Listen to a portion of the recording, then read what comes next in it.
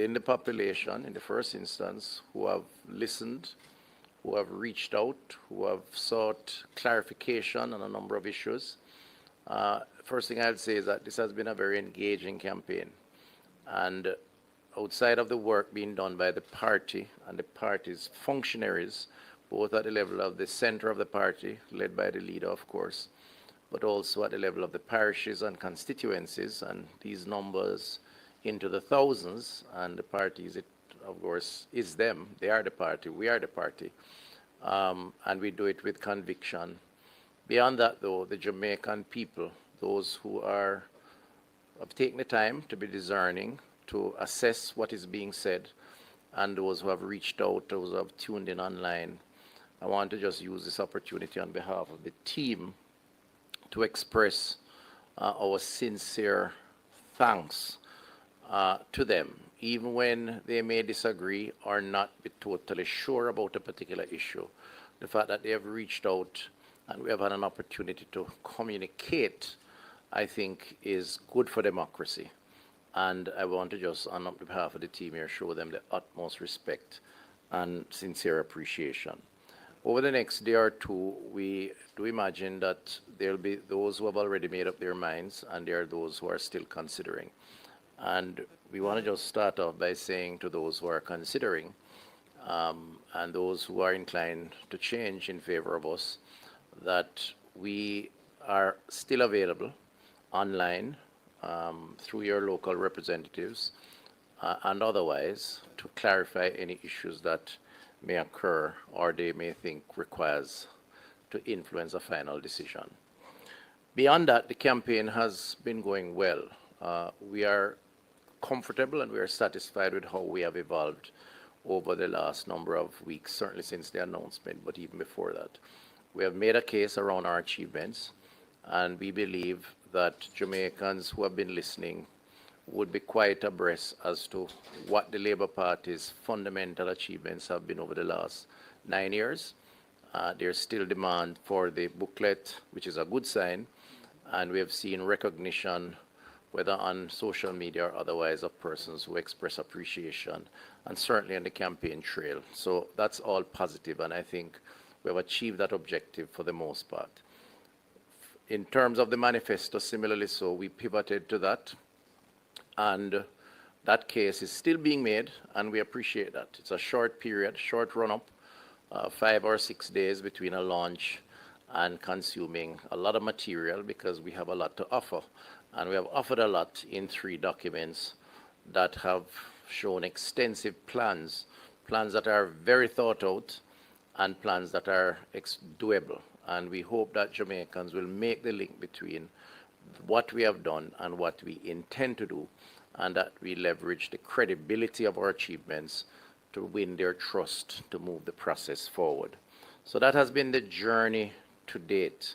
Included in that have been the mass meetings, the halfway tree, Sam Sharp Square, and last night in Spanish Town.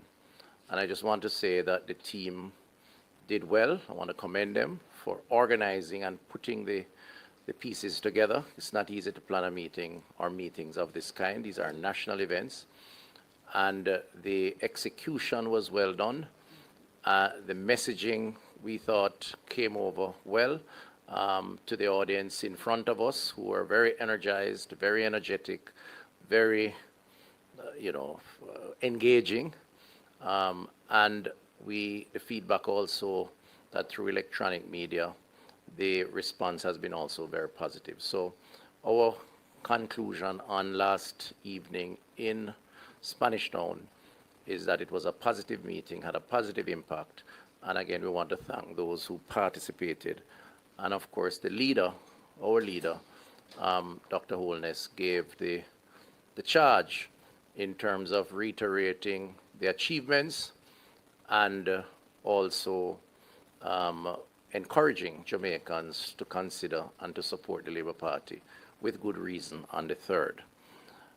In that regard, I want to segue briefly in his comments, and I want to start with the minimum wage proposal. Firstly, I want to make it clear, unlike the others, this was not an afterthought. They have had one, two, and counting opportunities at their own, what they stand for in terms of manifestos. Main one they say, and a second one they call a miniature baby type of manifesto. I don't know what the terminology is. And even since then, they have been commenting, flip-flopping as to what they stand for. Today, they're going to fund 3.5 by organic growth. Tomorrow, it's going to be by primary surplus. It's just all over the place. And, you know, I have to describe them as, they remind me of strays. You know, forget where they're coming from and don't know where they're going. And that's not the way to run a country. That is a highly risky experiment if we were to ever consider, Jamaicans that is, giving them an opportunity. We, on the other hand, have been very confident in our position. We speak with conviction. We have no second thought about what we're doing, and we're prepared to explain it all. So in terms of the minimum wage, we don't want to be placed in their group of being uncertain, because on page 94 of the manifesto, the main manifesto, of course, we have the 100 highlights. I think that's on page 40.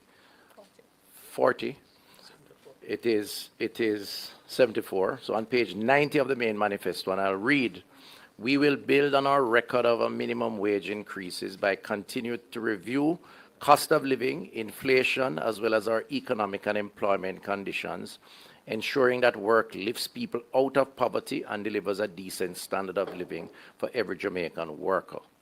It is in the manifesto.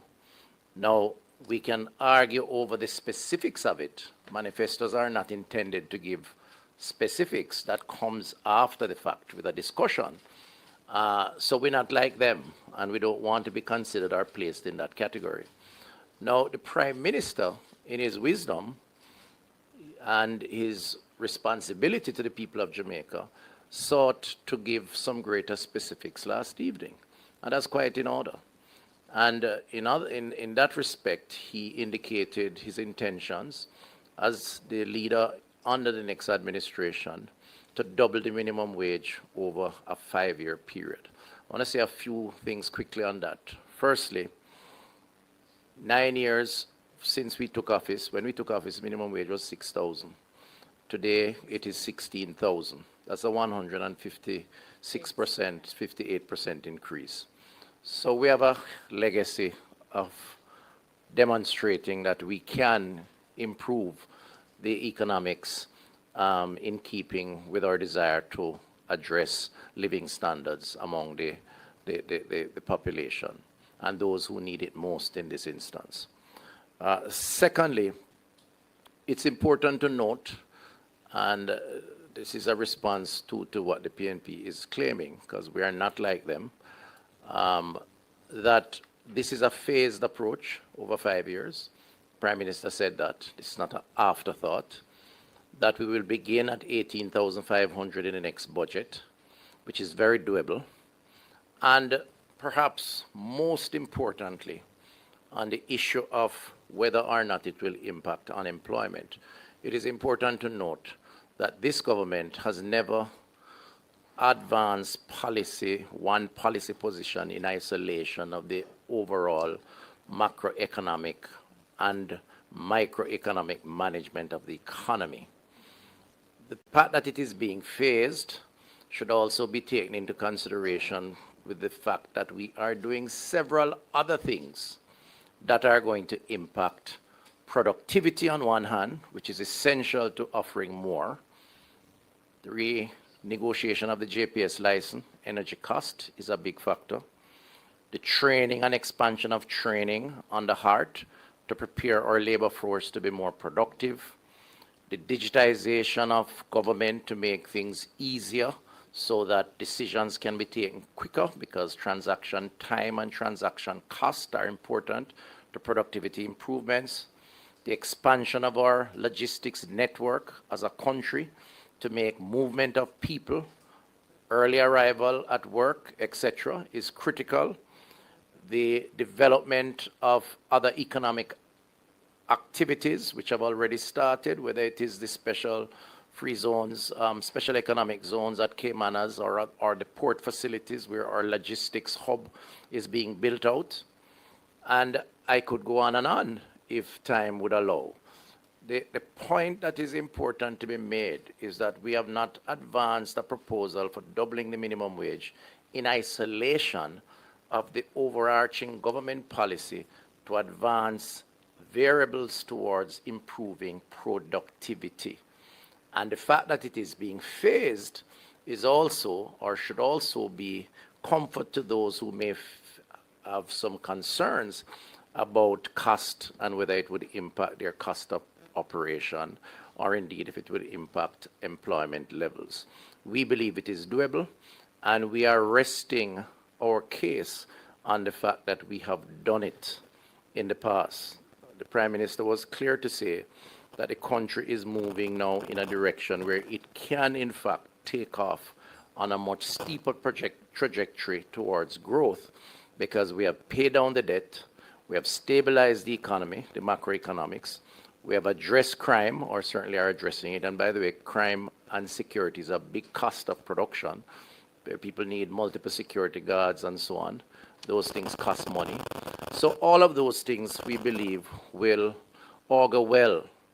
And ultimately, at the end of the day, he was clear to say, offering more to those who need it most is an overarching policy of the government to address those that are most economically vulnerable in our society.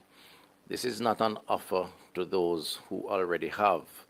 And yes, they may want more, and with justification.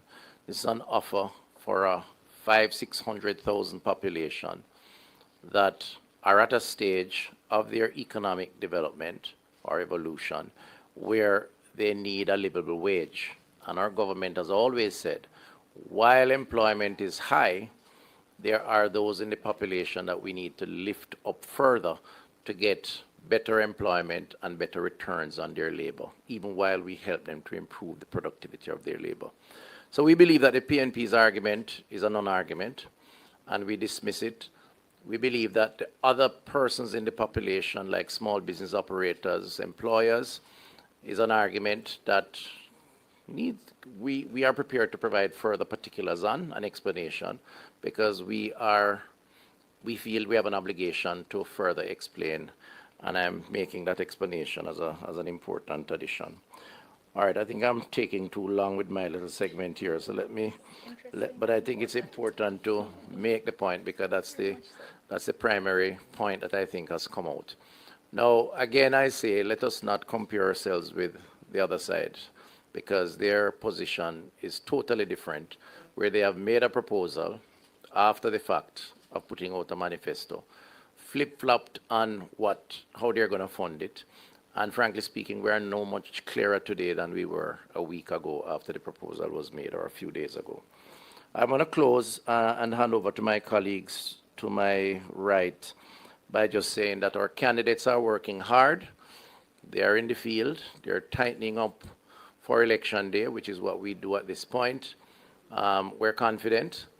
We do take note of polls. I commented on that last night. And as I said, polls are always a guide for us. We don't criticize polls. We do our own internal polls. It is interesting that we have such divergence between the two independent polls. We have done our own reconcile with some of the positions.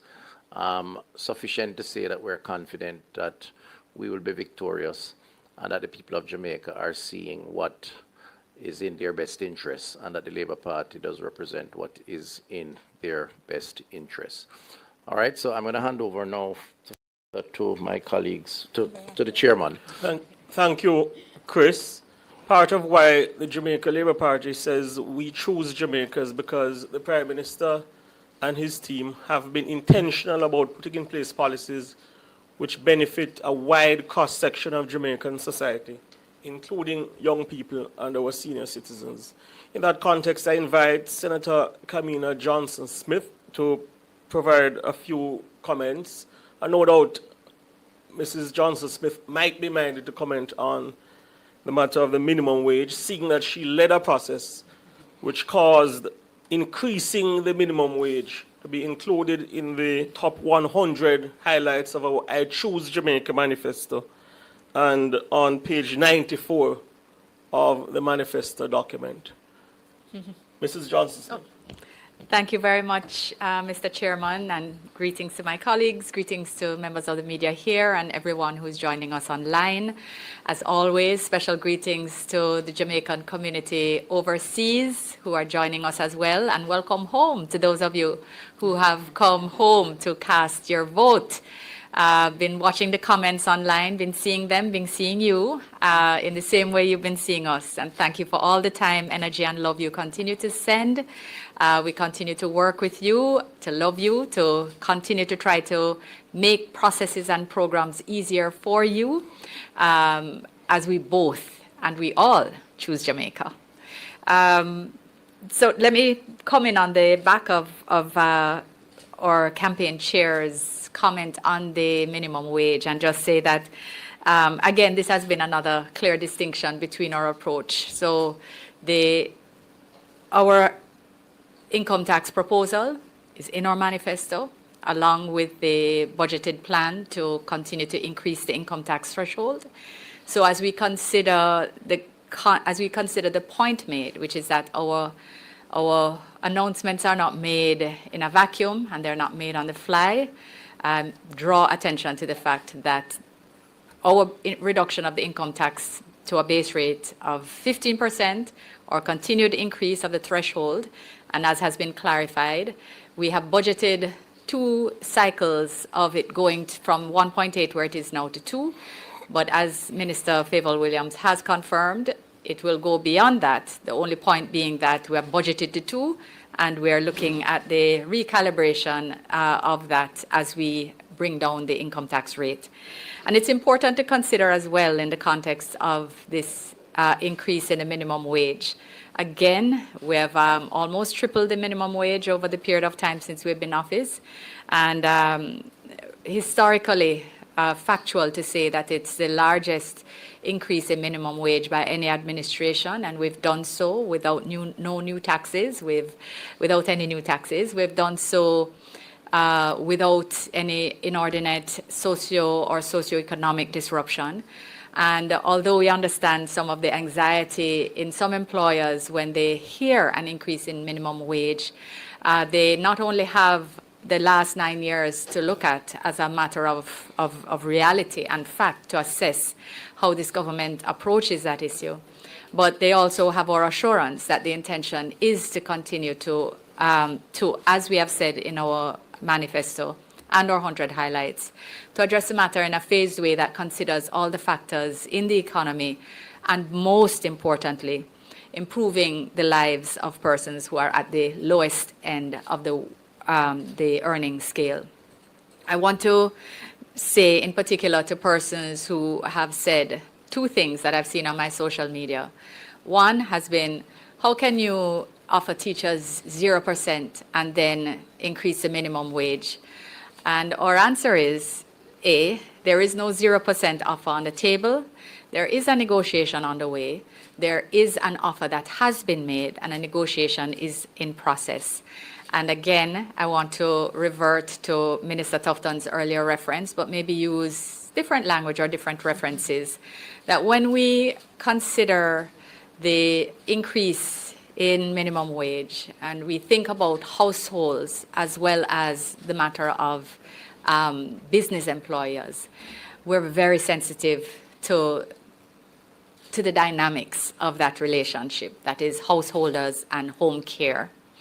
And we recognize, however, that if our policy as a government and if our thinking when we ask you to choose Jamaica is about improving the livelihood of everyone, I would also ask that we think about how we think, which is that wouldn't you want the people who take care of your children and who take care of their household, of your household, to also be able to take care of theirs? We believe that in reducing inequalities in society and building a more gentle, more caring, more prosperous Jamaica, it means that we have to be intentional about it. And it means that and rather we know that it's doable if we're careful about it. That's why Prime Minister has announced that we will move to 18.5 in the next budgetary cycle. That's just under a year away, during which time there will be growth, there will be movement. If you recall, we're also looking to bring down the cost of electricity with the renegotiation. We're improving our storage costs and our irrigation for our farmers. We expect that to deal with cost of living from a food perspective. We're we have cut GCT on the electricity bills already. We still have our reduced JUTC rates, and we're taking off the pressure for the first 2 months of the school year with our students traveling free on the bus system and the rural bus system. Rural bus system is calculated at saving parents and up to $180,000 a year based on an average size family. And again, this is because we're taking a holistic approach to policy making. I want to encourage persons to not be anxious about this. In the same way that we've done it before, we'll do it again. And you can look at our record to have that confidence that when we say we'll be careful, when we say we're balancing everything, that you know that we actually are, because we have already. We're not just throwing words out there. The matters didn't just end up in our manifesto. They are there because they are things we are thinking about, and that Prime Minister has provided more details, and that we've had the opportunity to discuss matters more is helpful. And of course, I may not have emphasized it sufficiently, but when we think about raising the minimum wage and your concerns, remember that we're also bringing down the base rate of your income tax as well, so that in the middle, and everyone, as a matter of fact, everyone who is in that 25% will benefit, and that, of course, assists with the adjustments as we balance our society to really have a Jamaica that works for all of her citizens. If I touch a little bit on young people, because I've heard people asking, or rather, I saw something in the paper today was brought to my attention that there was a group of young persons who were saying they didn't feel heard, they didn't feel consulted, they didn't, not a positive article.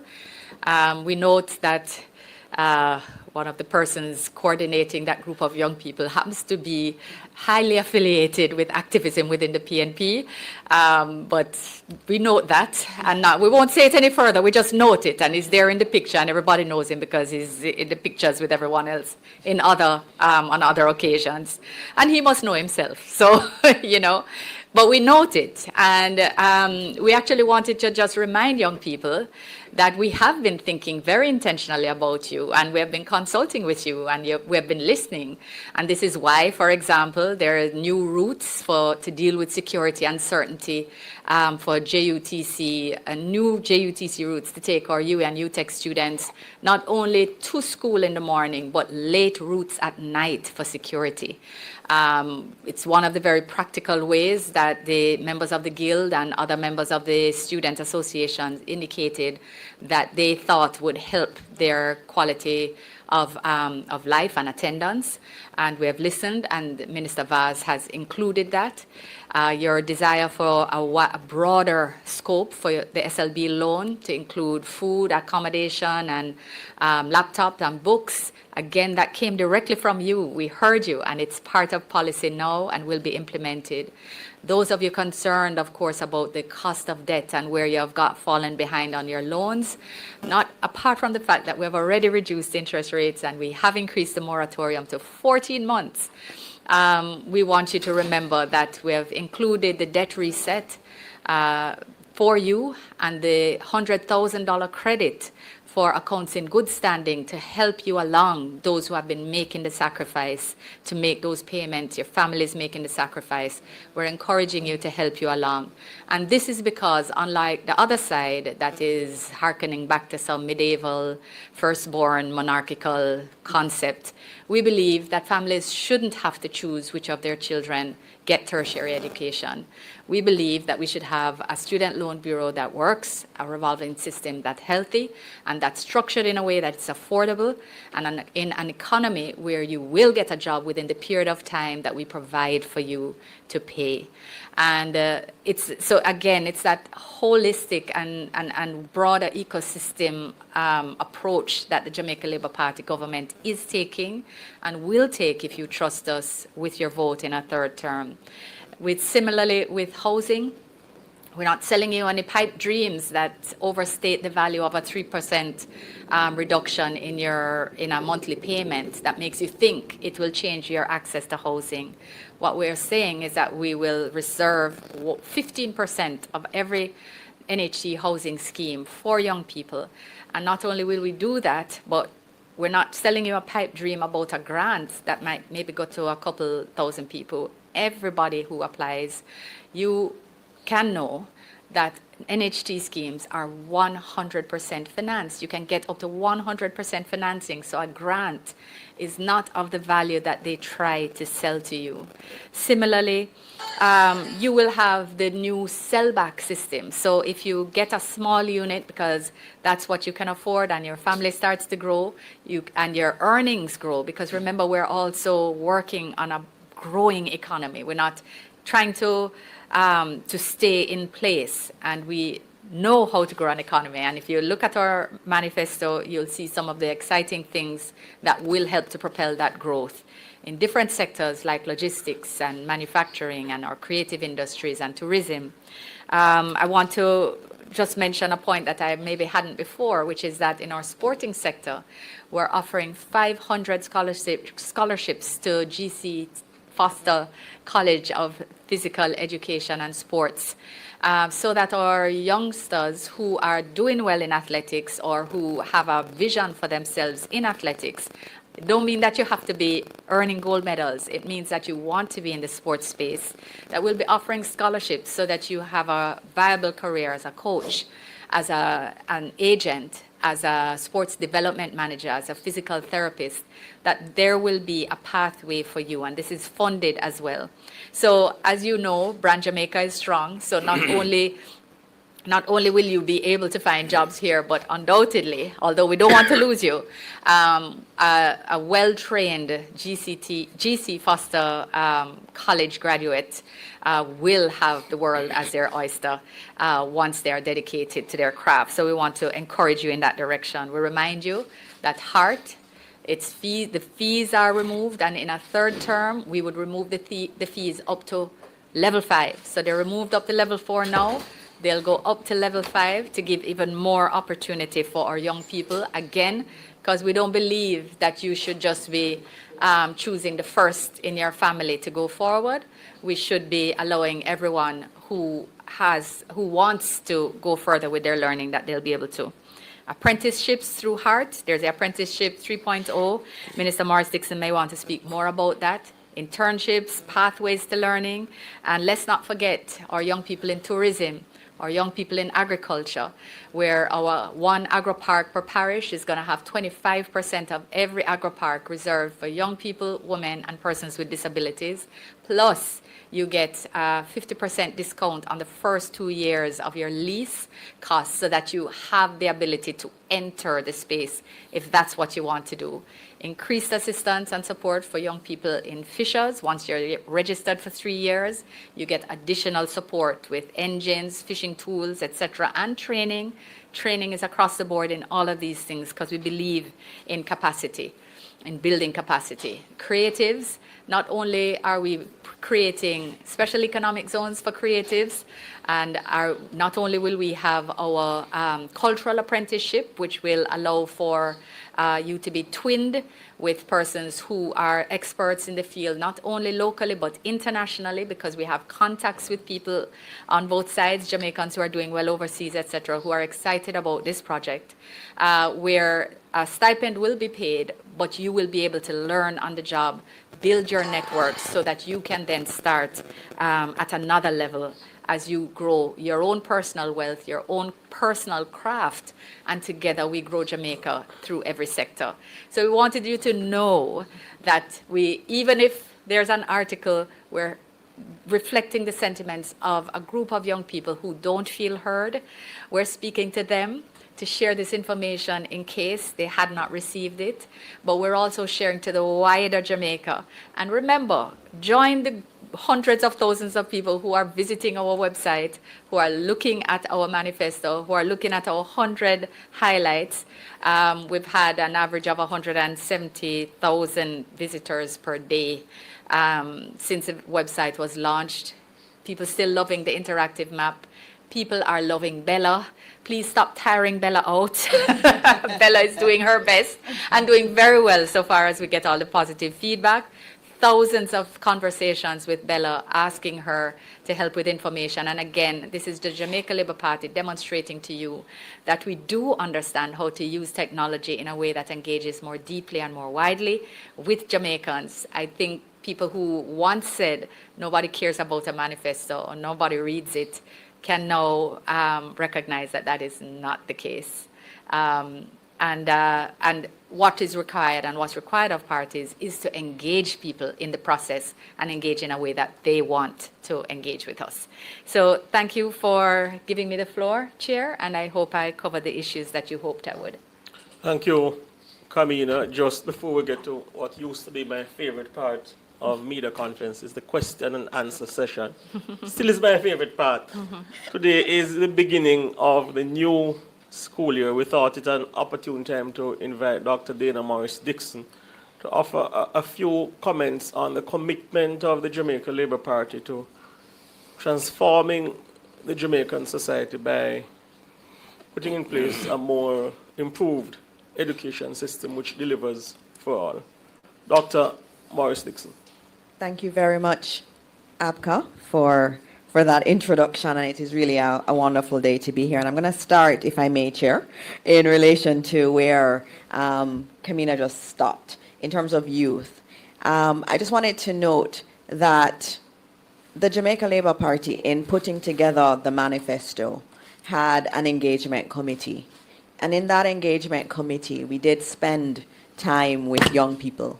We spent time with the guilds of the major universities. We also met with our student council groups just to hear what young people wanted. And when I looked back at the notes, almost everything they asked for is in our manifesto. So this is a government that actually listens to our young people.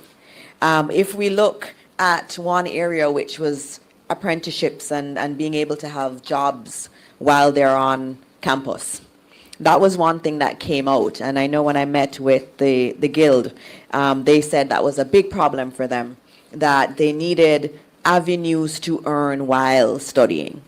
And they wanted the government to partner with them on that. And they actually are in the process of writing a proposal to the government that would be implemented. But we went ahead and put it in the manifesto. It's called Tertiary Leap in there, which is very much showing how much we are listening to our young people. We've also put young people, I know in my ministry, every single board that has been appointed has a young person on it. And in our manifesto, we have noted that the government's commitment is to put a young person under 35 on every single board. Now that is very, very, very important. And so that does show that we're very committed to the next generation of Jamaica more broadly. On the matter of apprenticeships, that was another area that our young people said they wanted to have more of. And in the Prime Minister's budget presentation this year, he spoke about a special one in tourism, and where we'd be partnering with Sandals. And I'm very happy to tell you that we don't just announce things, we actually implement them. And in that breath, we actually have the applications open for young people who want to be a part of that hospitality apprenticeship program with the Sandals Group. So PM announced it in his budget presentation in August.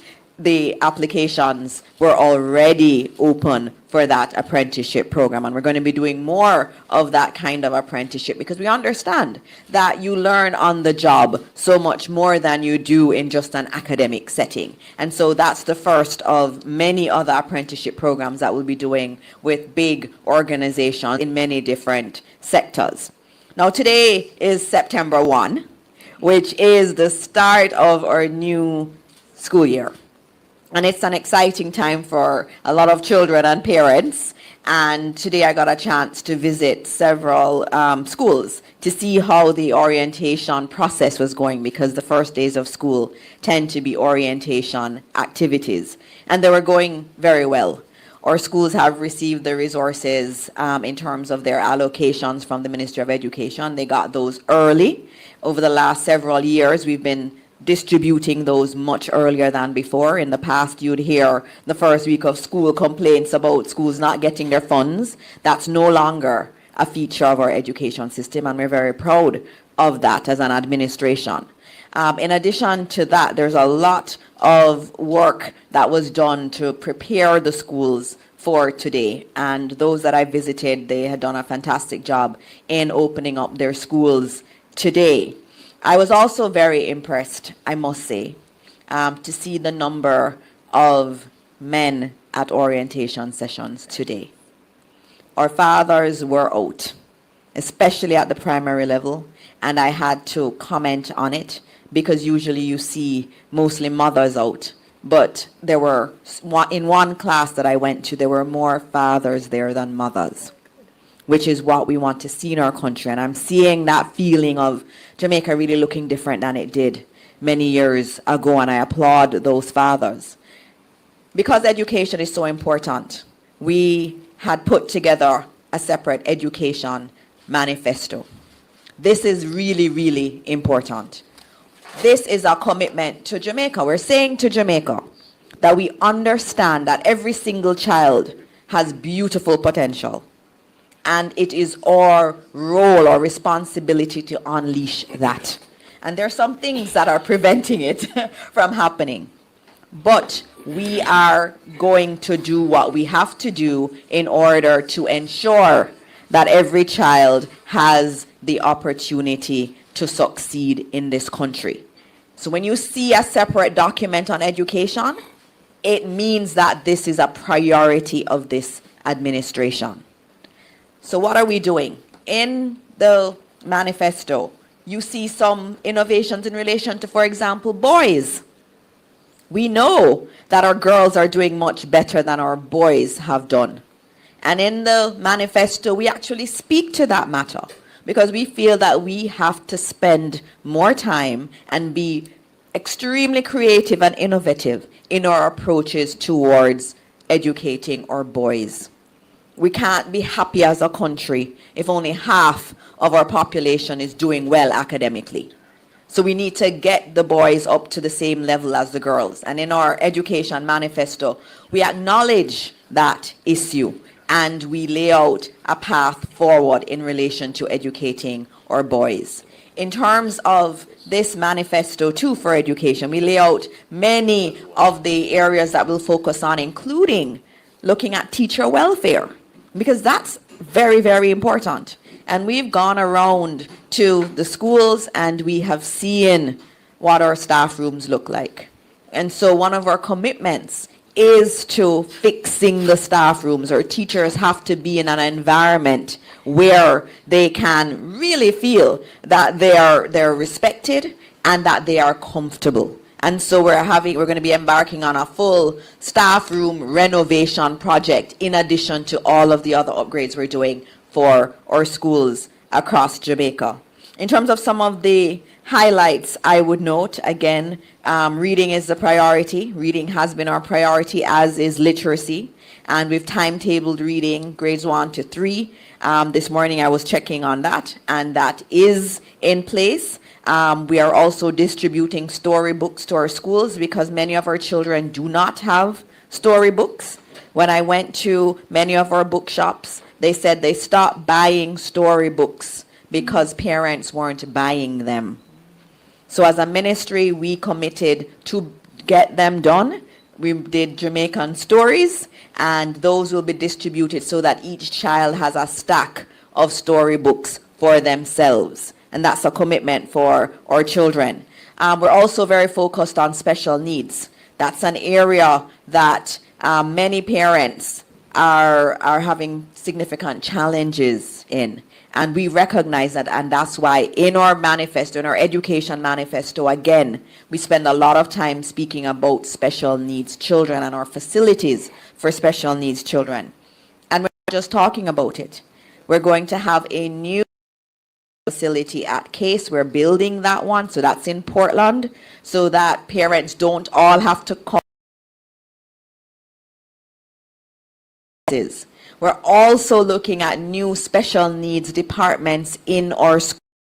One school today that had extra space, and we've been talking to them about how we're going to build out a new special needs department in that particular school and even have a diagnostic center there. We're not just talking. We don't talk in the Jamaica Labour Party. We actually do things. And so we've said we've made a commitment to our special needs children and their parents, and it is real. We are really going to be doing that, and we've already started that work. In terms of nutrition, there's so many proposals you hear about nutrition. We, again, don't talk, we do. We already allocate $8 billion to nutrition for children who are on path so that they can get lunch. We've added another $1 billion to that, and beginning this school term, which started today, we now will have breakfast and lunch for all of our children who are in or underperforming schools. So any school that is on our list of underperforming schools, they are going to get breakfast and lunch, because we recognize that nutrition is absolutely central if we're going to get the outcomes that we want. Minister Johnson-Smith did speak about the rural school bus service, which we're very happy about, and that will begin on Monday. And we're very excited because many parents have told us about the cost of transporting their children in rural areas, and it really does preclude many children from getting to school, and we are doing that. We're also investing quite a bit in school. In terms of furniture, this year we're spending $300 million on new furniture. One other problem we've seen across our schools and across Jamaica, this is a problem, termites. And we have it really bad in our schools. And we've allocated $100 million for termite treatment across our schools. I also heard, quite curiously, the opposition spokesperson speaking to adding more TVET labs in schools. Now, again, that's another copy and paste, because in our Prime Minister's budget presentation, he spoke about a $400 million allocation to our schools coming from heart so that we can have TVET labs starting in our technical high schools, and in our manifesto, we extend it to all schools in the coming years. And so we again announced it in Prime Minister's budget presentation, but we've moved forward with it. And let me tell you about some of these labs. They're not ordinary labs. Dunoon Technical High School is getting a robotics lab. St. Andrew Technical High School is getting a renewable energy lab. Kingston Technical High School is getting a virtual welding lab. St. Mary Technical High School is getting a lab for robotics and industrial controls. Nakalva Technical High School is also getting robotics. Herbert Morrison is getting a robotics lab and an optoelectronics lab. Every single one of our technical high schools is getting a new lab that is top of the line. These are things you would see in first world country. We don't just talk, we do. And so that is already in train. We've already done the assessments of the spaces.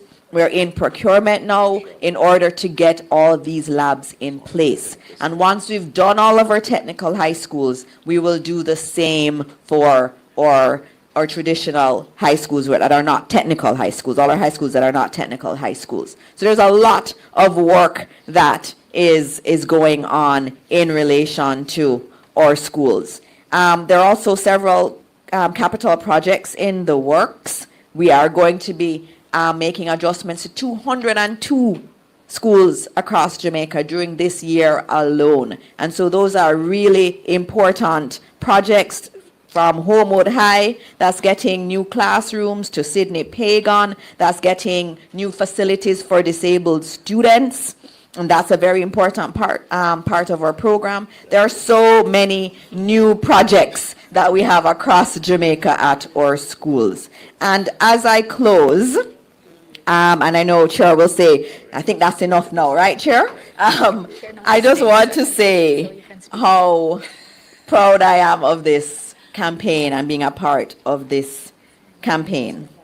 I know that my children have been paying attention to the campaign, and many children have, and as I go around, some of them recognize me as Minister of Education, and we have nice conversations, and they'll tell me that what they see on TV, and they'll tell me about the debates and all of that. Our children are watching. And I know our Prime Minister said that we don't go in the gutters, we don't follow people into the gutters. And that's important. And this campaign has been one that has been focused on upliftment. It's been one that has talked about achievements. It's been one that talks about our vision for Jamaica. And that vision is one that we can all buy into. It's a vision of a Jamaica that is peaceful. It's a vision of a Jamaica where every child matters. It's a vision of Jamaica where we are uplifting everyone. In our manifesto, everybody gets something in there. You see from our household workers who take care. I couldn't do this job without my helper. Shout out to my helper at home, who is obviously listening to this. But I couldn't do this. And so everybody is important. Our security guards are important. Our teachers, our nurses, our doctors are important. Then you see what is there for elderly. When you see the new health insurance plan, and you see no tax on pensions, that is amazing. And so I'm happy. I'm pleased to have been a part of a campaign that my children can look on and be proud, can be proud of us. And that's what we want in Jamaica. We want our children to look on and say, yes, I like where we're going. I see where we're going. I see that vision of Jamaica, and I want to be a part of it. And I want to choose Jamaica. And so, Mr. Chair, I thank you for this opportunity, and I hand back over to you. Mr. Chairman, Thank you, Dana. if Amina? I could just add something, sorry. Sure. Thank you. You have been so gracious today. And our national chair, of course, is staring into my head side. But that's another story. We'll talk that out after. It's just that in discussing how we take holistic approaches to these issues, while Dana was speaking, I remembered that I did not speak to the fact that we plan to modernize the flexi-work legislation that exists and ensure that we have models of work that are more sensitive to the fact that many women are in what they call the sandwich generation, where they are not only taking care of children, but they're taking care of aging parents. And we know that a lot of this quote-unquote unpaid work falls on women. Even where there's a partner involved, that type of work tends to be the woman's in the family. And so the modernization of the flexi-work program is going to take cognizance of the fact that working women with these unpaid responsibilities as well do need more flexibility, and we want to engage with the private sector on that, and also make sure that we have systems where the public sector leads in the same way that we're leading with an additional 20 days of paid maternity leave in the public sector, in the same way that we're leading with the first ever paternity leave program for fathers of up to 3 children. So we believe as a government we shouldn't only talk, we must lead by action, we must do. But we also recognize that we have to work with the private sector as well if everyone is to move forward. We're also, and as Dana spoke, reminded, don't worry, it's only 2 things, just the Flexi Work program, its update, as well as our National Childcare Task Force. So one of the things that we spoke about is expanding our brain builder centers in our manifesto. It's in the educational sector, educational manifesto as well, which again is a high-level daycare. So daycare where you don't only leave your children, but daycare where you have government-subsidized hands-on care that's specifically trained to help stimulate and create the best brain, the best learner that's going to enter our educational system. And the Childcare Task Force will be operating to assess childcare needs across the piece. So even as we speak about increasing minimum wage and persons express concerns about their household care and their home care, I wanted to let our families, our households, our women know that we're thinking about you at this very high policy level as well. How do we fundamentally adjust the systems so that they're more sensitive to the needs of women who are bringing up kids, who are bringing up families, who are building families together, including your parents and even your partner's parents, your husband's parents. How do we manage an aging population in that context as well? So I wanted to just add that, Mr. Chairman, because it's part of the mix when we consider the concerns that we had asked about earlier online. Thank you. Thank you, Kabina. Thanks as well to Dana. I was about to say that when you hear Dr. Dana Morris Dixon speak about the education sector, you get the impression she could speak all day, but that's not, has no pejorative or negative connotation. It's indicative of the passion of Dr. Morris Dixon using the education system to secure better outcomes in Jamaica, and a testament as well to the fact that a lot of work has been done, much has been achieved in the education sector, even as the Jamaica Labour Party administration commits to doing more for you. Without further delay, we open the floor for questions. We have a question from Al Edwards from OUR Today. Hello, good afternoon.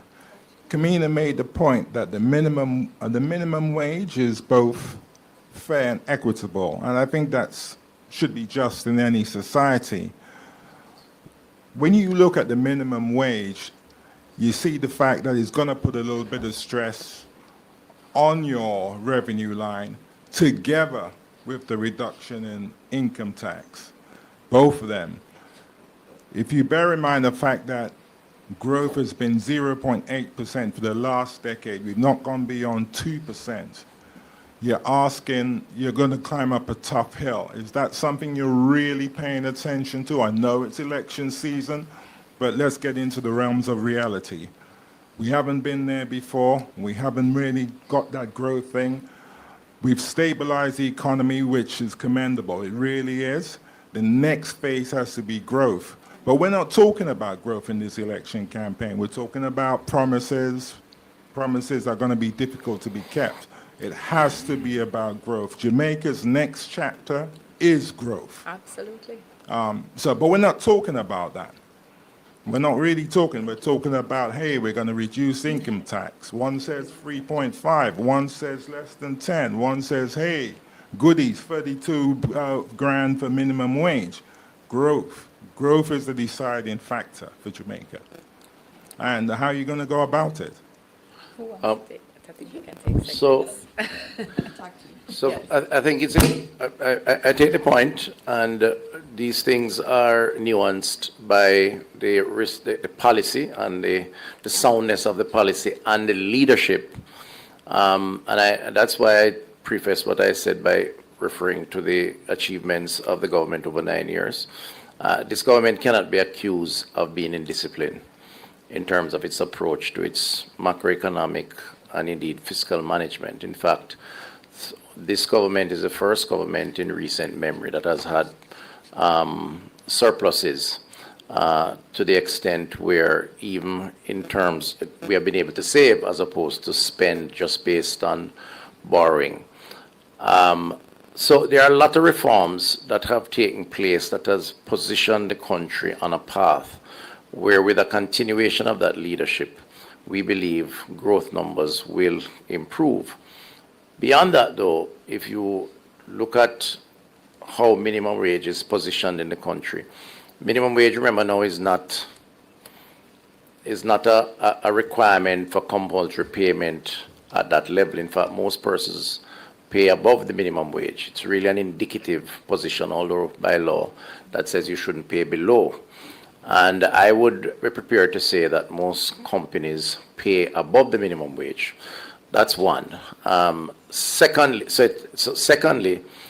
the phased approach is very important because there's a tendency to reference the 32,000.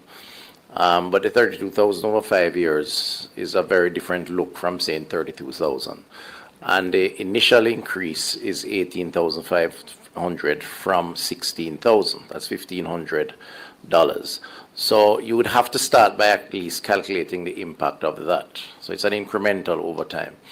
Now, it is also, if you look at the projections coming out of the BOJ and the PIOJ for the growth trajectory to continue an upward movement, that also has to be reconciled against what is on offer because the economy is projected to grow. And then beyond that, the final point is what we have said based on our manifesto, the follow-on to things like the energy cost, which we hope to negotiate to bring down the factors of production, the improvement in the factors of production. We know as a government that productivity ultimately is the driving force, both of growth, but also of how the human capital is compensated. But productivity is determined by several variables. And that's why the manifesto is all-encompassing and tries to address all those variables and do so in a way, as outlined in the manifesto, that reflects an increase in the minimum wage based on inflation projections, based on poverty, based on a number of things. So I think those are important. And then the final point I want to raise is that we're close to optimum employment in the population.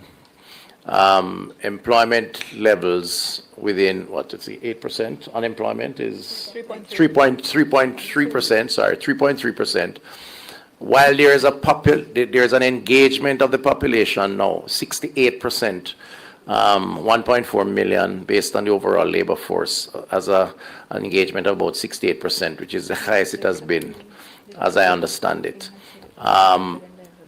The incentive to pull others in the labor force, which is necessary, has to be also a combination of our capacity as a government to provide the incentive for training, but also the compensation to attract them in the labor force.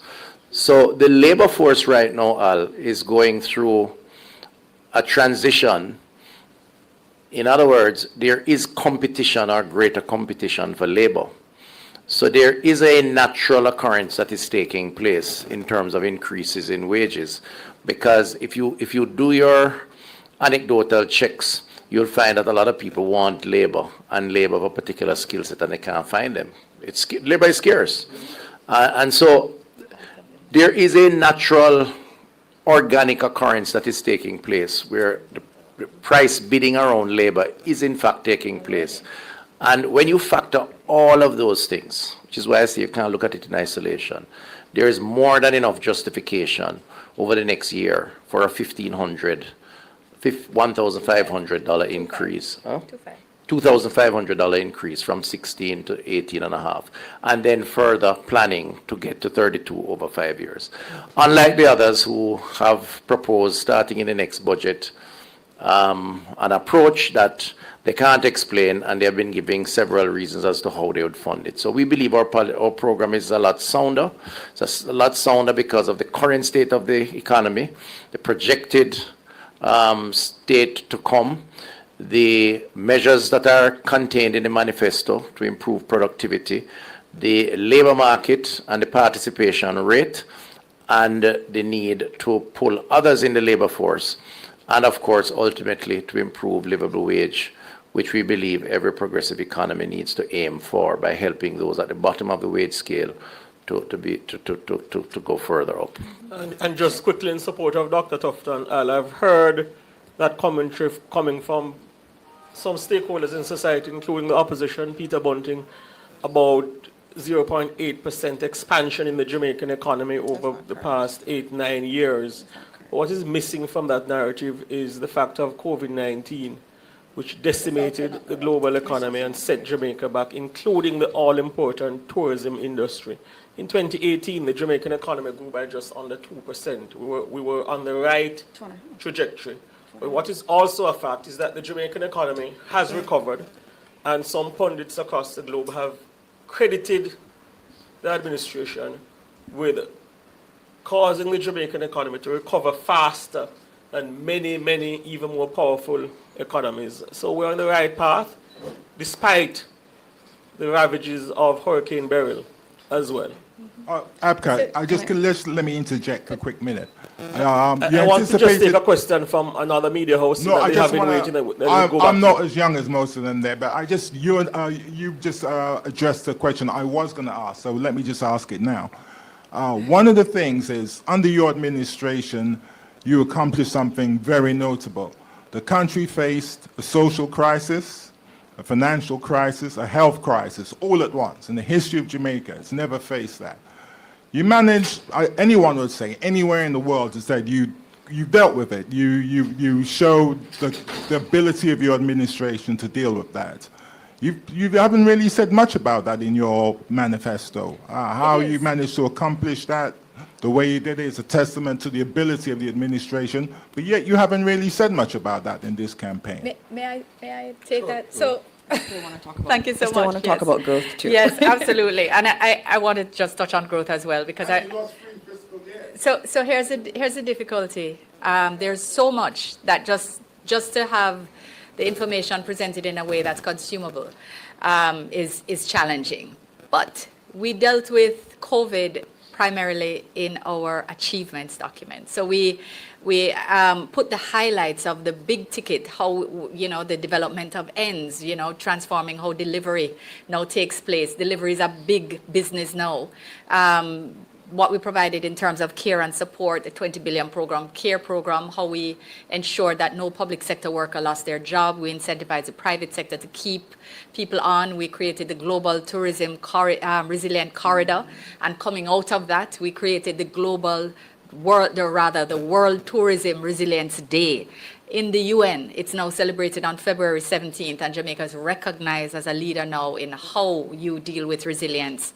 And we have global resilience centers all over the world.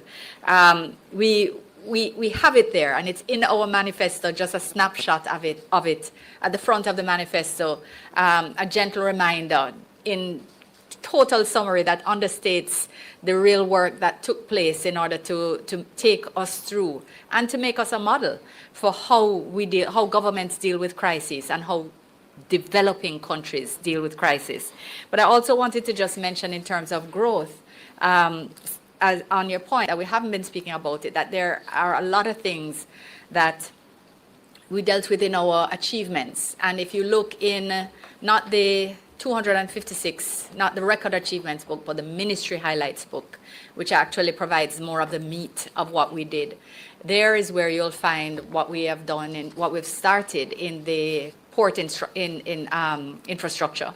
So the expansion of Kingston Wharves is not necessarily in the manifesto because it's mentioned, but it's not there as a prospective program because We've started the work. So the expansion of storage, which is going to help us to take advantage of changing trade laws. The expansion of the Westlands, which is all of the section of lands to the west of the ports. All of that is now being put into play. The special economic zone that's being expanded, the Caymanners, and how we're going to connect that by road and by other means as best as possible. These are things that are going to really transform growth in maybe 18 months. We're looking at the fact that we're not just talking about logistics and expanding what's happening at CMU, but we're creating skills councils that focus on how we ensure that we're matching training, academic qualification, as well as labor needs in logistics, manufacturing, and creative. So specific councils that will include public and private sector stakeholders to make sure that we're getting all the right information to calibrate. All of what we have done in COVID, before and beyond, has been a finely tuned, I think PM used the term, that's finely tuned economy. These things are not, they do not take and cannot manage policy making on the fly. They do not manage flip-flopping. They do not manage a mindset that says, oh, we're going to phase in our 3.5, and then within 24 hours says, oh, we're going to put it in on April 1, and we're changing the mechanism. It's April 1, but we're going to use organic growth over a 3-year period. We still can't max out that one. And then, later in the day, it becomes, or within another 24 hours, it becomes, no, you're going to be, you're not relying on growth, you're relying on fiscal surplus. That is as demonstrative as it is possible to be demonstrative of policy making on the fly, of ill thought out policies, and of sort of, just the most vulgar vote buying or vote catching. Let me not call it buying, but desperate vote seeking behavior.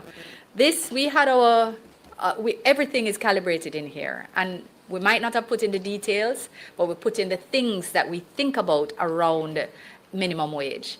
And we have a record to prove it, because we have done 158%, the largest increase in minimum wage over the life of any administration. We have done it in a way without socioeconomic disruption, and we therefore, again, we say it not to boast. None of our achievements are about boasting. They are about saying to the Jamaican people, we are capable. You can trust us.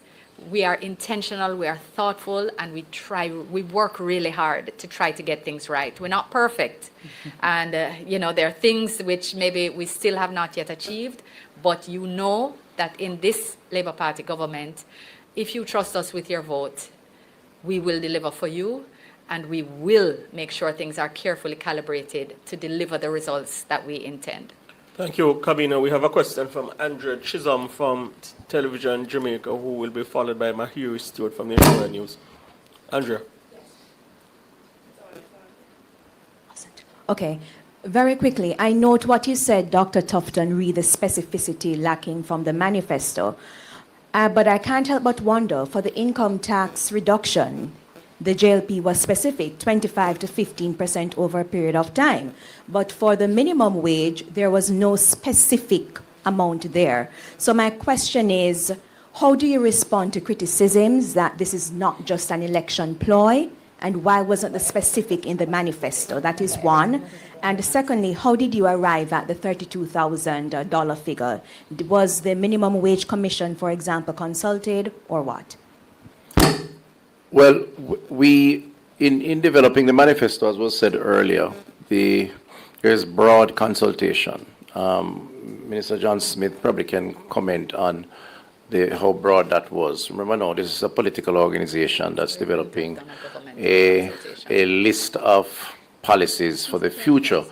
And while official agencies provide support based on what is in the public space, we don't really engage civil servants to determine what the political organization is going to do going forward. We use data that is available in the public domain. We have our own advisors who are professionals, and we consult with groups to the extent that they are interested to be consulted. But you have to be careful how you get into manifesto building involving ministries and ministry personnel for fear that you are accused of politicizing these organizations. So one has to be careful of that. But having said that, you know, our manifesto is grounded in significant research, a lot of work over an extended period of time. And in the manifesto, if you look, not everything there has specifics. Some things are more specific than others. The decision around doubling is a projection, and it's a projection based on where we're coming from, what we have achieved over that period of time, and where we think we are going in the next dispensation, using the same discipline that we have applied in the past to project for the future. And that's the confidence that we have expressed by placing those numbers, but importantly also phasing those numbers. So that's why we have given a figure for the next budget, and that's why we have said this is what we will do ultimately. Now, the fact that we have raised 58% over the first period, and this is a period, by the way, where for the first term we had to contend with debt that we wanted to bring within a certain level, compensation review, which was a mammoth task, which is still ongoing, and then, of course, hit after that by COVID and all the other challenges that Al mentioned earlier. So we have been able to raise minimum wage by 158%, having stabilized the economy and are at that point. I think that experience alone gives us the confidence that we can build on what we have based on what we have said here to get to the next stage. And that's the basis on which those decisions were arrived at. So the Prime Minister articulated some specifics that he would have already had in his mind, and certainly through discussion, but we didn't want to publish a 500-page manifesto. It just happens. But it could.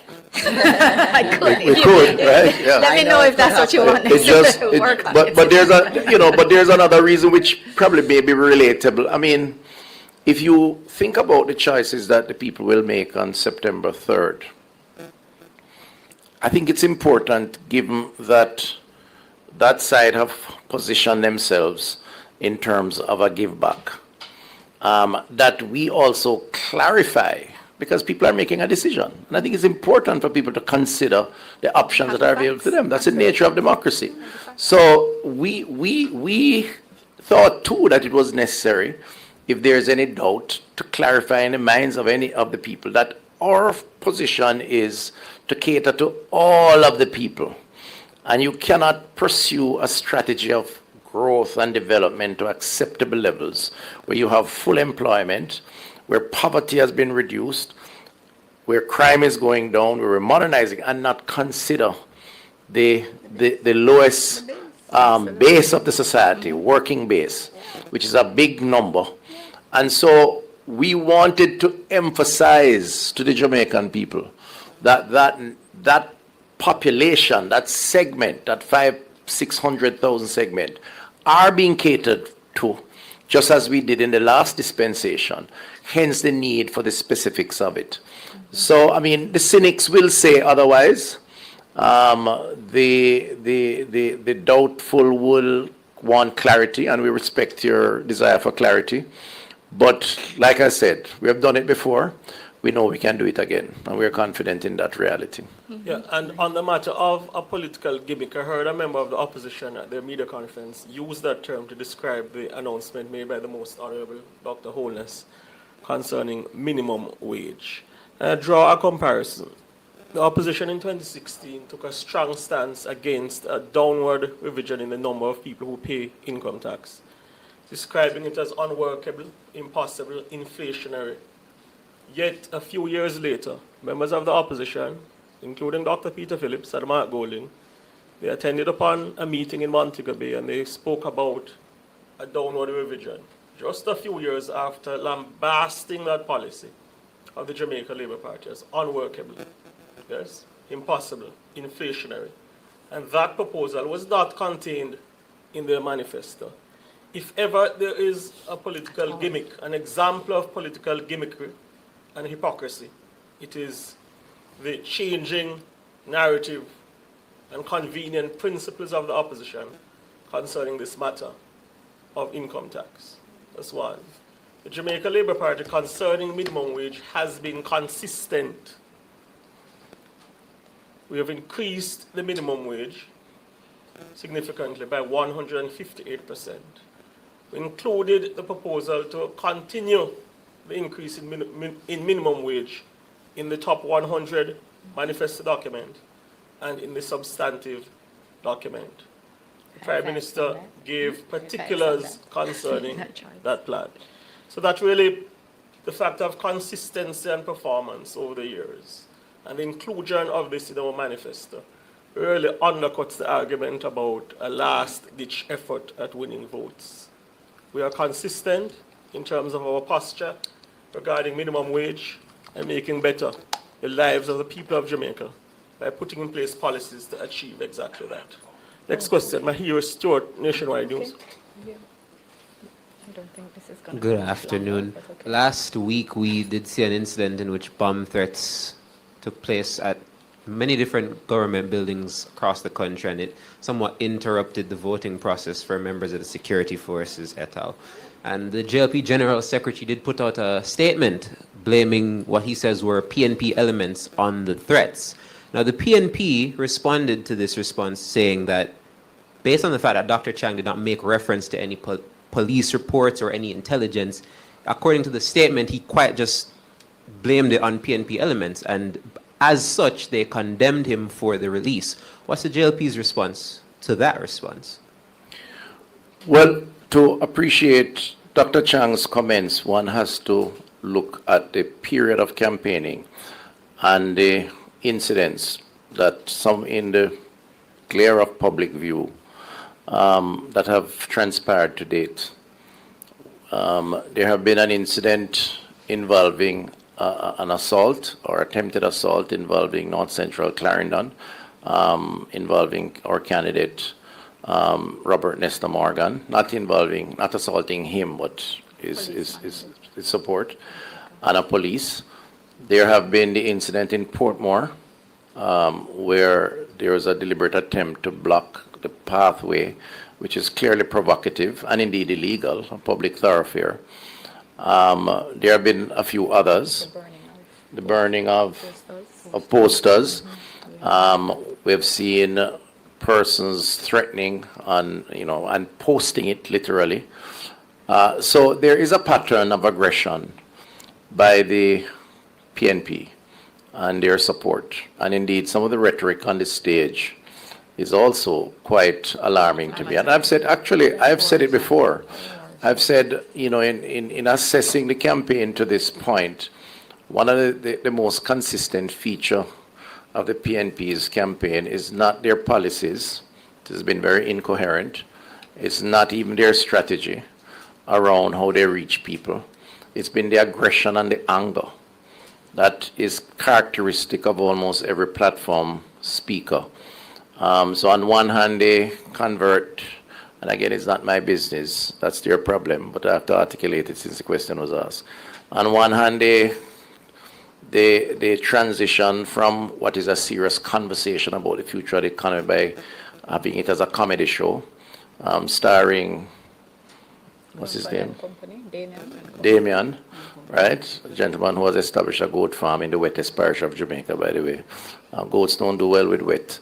On the other hand, there is the issues around literally threatening language, accusation of corruption without any evidence, as is being done consistently by both from the leader as well as his immediate followers, meaning Peter Bunting.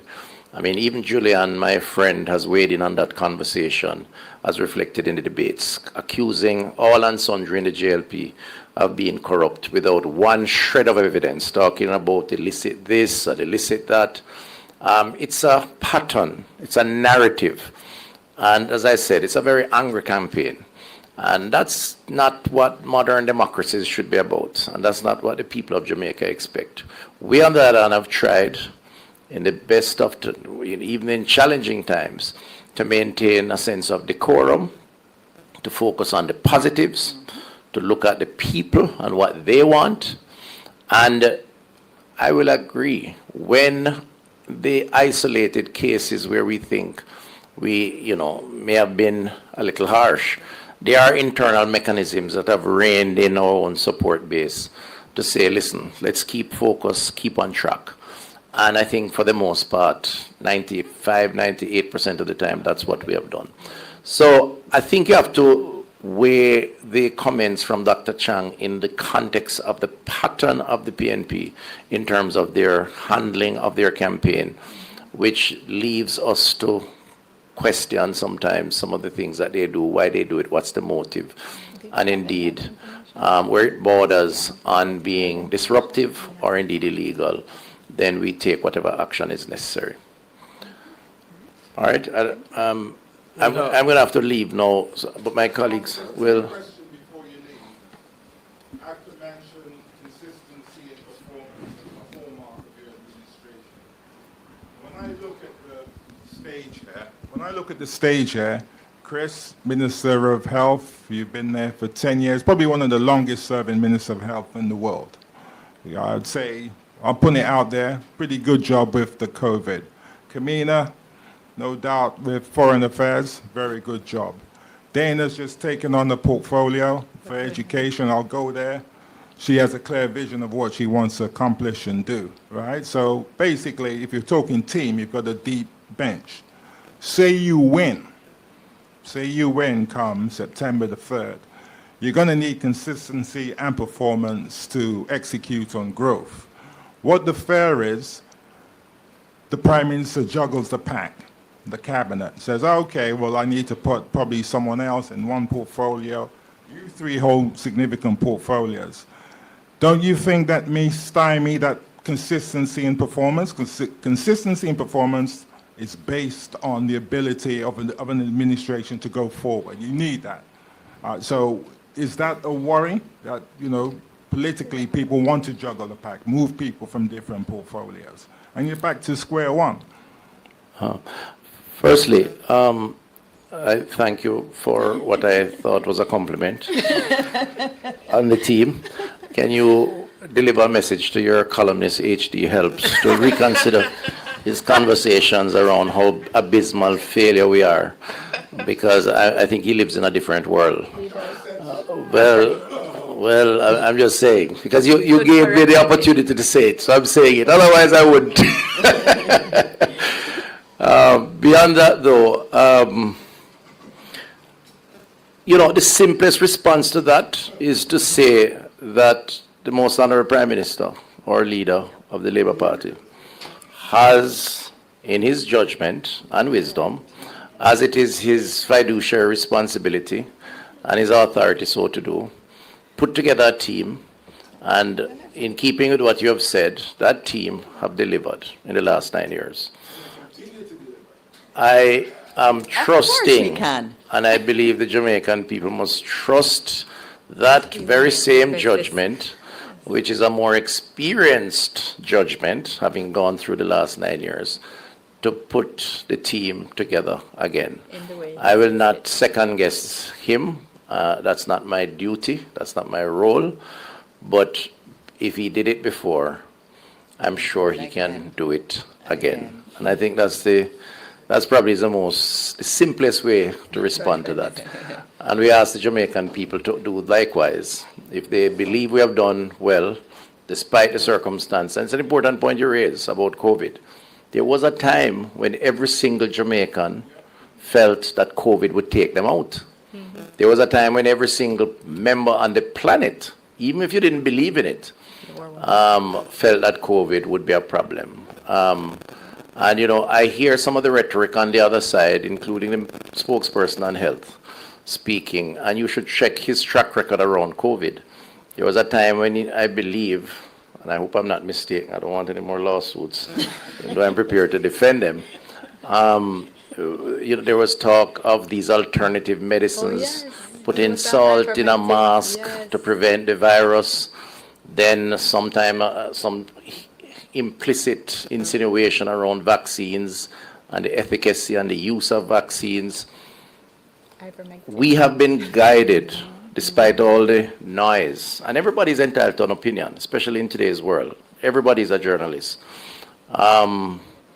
We have been, or a wannabe journalist, sorry.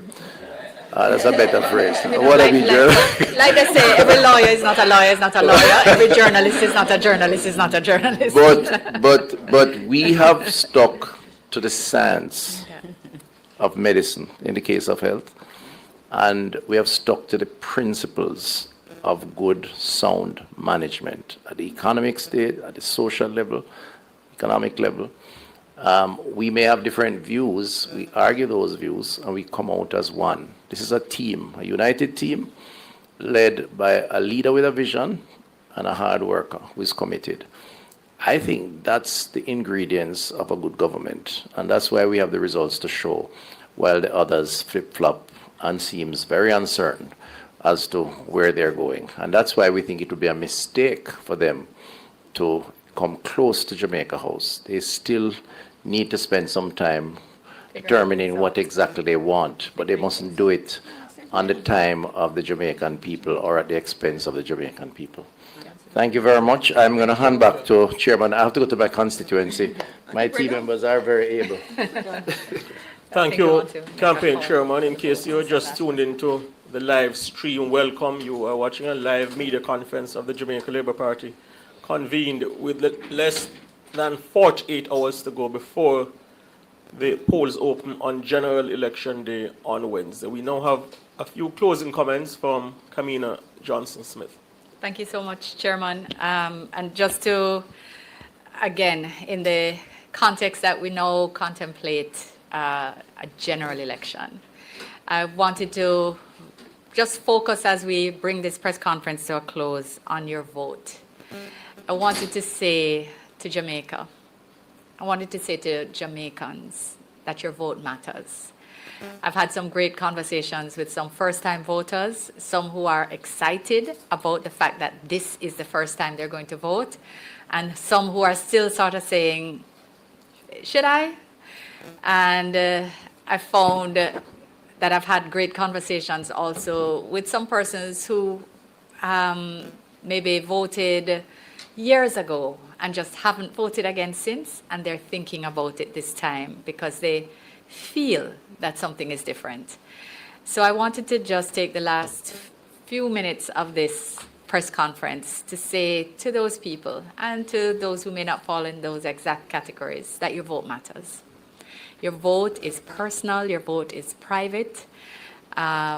We respect very deeply the care and the concern that you're taking to think about this. We note the size that pollsters identify as the quote-unquote undecided or uncommitted, and we want to say that we respect the care that you're taking to think about this. We want you to also consider that while your vote is personal, and yes, again, it's private, no one knows how you vote, your ballot is secret, that it also affects persons beyond yourself. So while in our manifesto we have the confidence to say to you, choose what works for you, because we know there are things that only work for you or that you are only concerned with, we ask you to also think about the wider Jamaica. Because your vote may determine whether we go for a student loan bureau that uplifts every young person with an opportunity to go further in life, or it could be just an environment where a family has to choose one to go forward. We think our model that chooses more is better. Everything that offers more widely is better. We think that more growth is better. More water is better. More roads is better. And we think that the only thing that more of is not better is taxes. So we want to continue with more years of no new taxes. We want to continue to keep things so balanced and well calibrated in your favor that we grow together, that we build together. And so while you might not see something specific yet about any commitment, any proposal, if you haven't yet seen something where you identify yourself, although I would be surprised if that were the case, I want you to think more widely about your country, the path we're on, the path we've been on, and think that you maybe should this time vote for the Jamaica Labour Party. Choose Jamaica and choose the Jamaica Labour Party. We have delivered for you, and we are committed to delivering more. Thank you very much for the time, Chair, and thank you very much to the media who has been here to carry our message throughout. We respect you, we respect the Fourth Estate, we big and build you up, and we bless you up. And thank you again for making sure that the people of Jamaica and the people overseas who are following us, that they continue to get the facts and get the information they need. And again, if you're still not decided, JamaicaLabourParty.com has all the information you will need, because it has our achievements, it has the record achievements, it has the achievements by ministry, it has our 100 highlights, it has I Choose the Next Chapter, and it has our education manifesto. It's a manifesto, I just like to call it that. So we invite you to read, ask your questions of Bella, and engage with us as we seek to have you join us in the next chapter. Thank you, Mr. Chairman. Thank you. And of course, on election day, we ask all Jamaicans to choose the side which has chosen policies in the interest of Jamaica and has demonstrated that we have a track record of doing more for you. On election day, put your X beside the bell. Thank you to Kamina Johnson-Smith and Dr. Dana Morris-Dixon, who contributed heavily to this press conference. Also, our campaign chairman, Dr. Christopher Tufton. I believe Minister Johnson-Smith has a comment to make concerning.